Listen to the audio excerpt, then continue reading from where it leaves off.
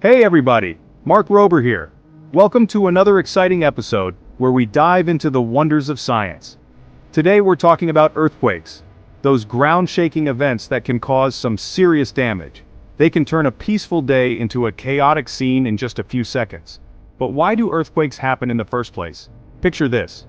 The Earth's crust is like a giant jigsaw puzzle, made up of massive pieces called tectonic plates.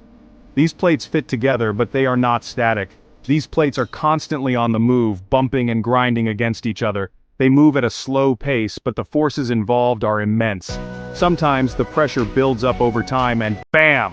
The plates slip, releasing a burst of energy that travels through the ground as seismic waves. This sudden release is what we feel as an earthquake. That's an earthquake. These waves are powerful and they can make buildings sway and even collapse. The energy released can be devastating, affecting entire communities. That's why it's super important for engineers to design structures that can withstand these forces. They use advanced technology and materials to create buildings that can survive these natural disasters. And guess what? We can experiment with this at home. By creating a simple shake table, we can simulate earthquakes and see how different structures respond. It's a fun and educational way to understand the science behind these powerful events. So, how do engineers design buildings to survive earthquakes? It's all about understanding the forces at play and using clever tricks to counteract them. One important factor is the shape of a building. Tall, skinny buildings tend to sway more than short, stocky ones. Engineers also use special materials and techniques to make buildings more resilient.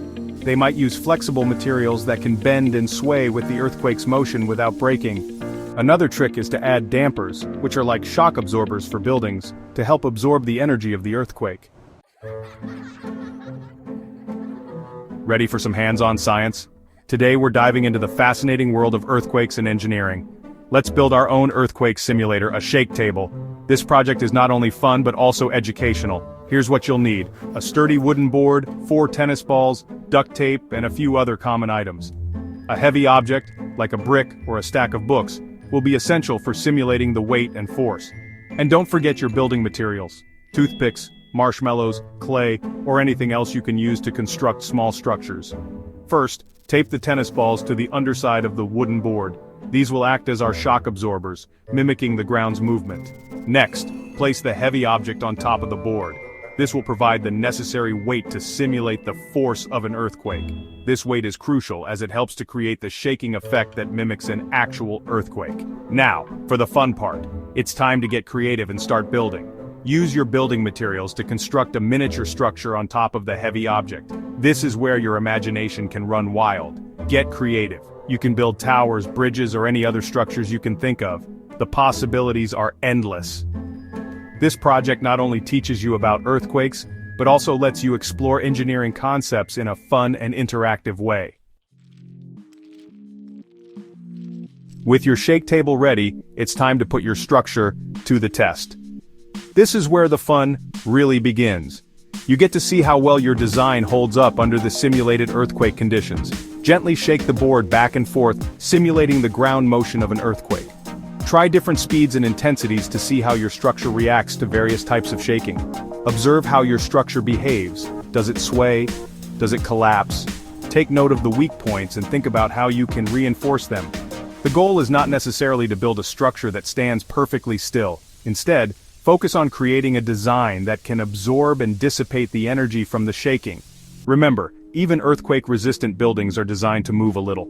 This flexibility helps them withstand the forces of an earthquake without breaking.